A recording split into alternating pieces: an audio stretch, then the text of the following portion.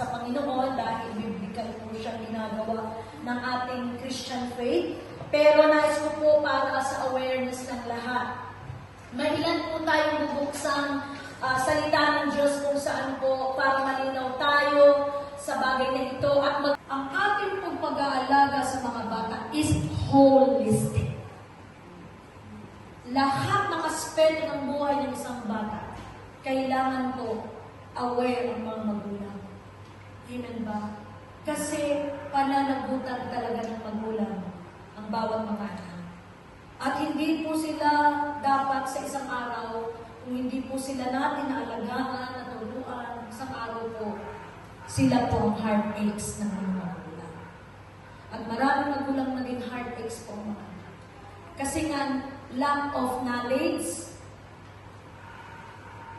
lack of experience, but this time, sa atin po ngayon, we are so privileged of many things sa panahon na natin ngayon. Ang hindi ko lang matake sa panahon na ito, expose ang mga bata sa gadget. Sa totoo lang, mas maraming magkakaroon ng cancer na mga bata pa. Bata pa kakabal nito. Ako 40 anos ako nag-upisa. Pero may mga bata pala pinapanganak. Bakit kaya may gano'n?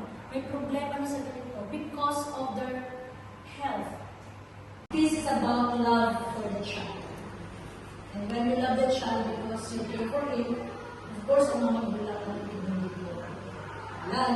Lalo na po sa mga certain times, nagkakasakit, alam niyo po yun, hindi po kasi may iwasan minsan, but we will pray, magiging healthy. At ang last po, as we go to the ceremony, ang sabi po dito, the great assistance we could offer to or give to Gabriel, especially to our parents, is prayer. Sa mga ninong at ninang, may responsibility tayo sa ating mga inanak.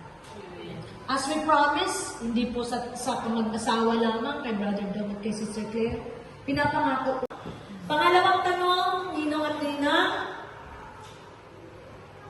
do you promise God forbid, if something happened to the parents of Gabriel, would you stand and oblige yourselves to become a second parent to him? Yes. No, may mga nakaka-experience po dito, but God forbids, no? Ang ano lang po dito, ma-realize yung pinapainom ng normal milk.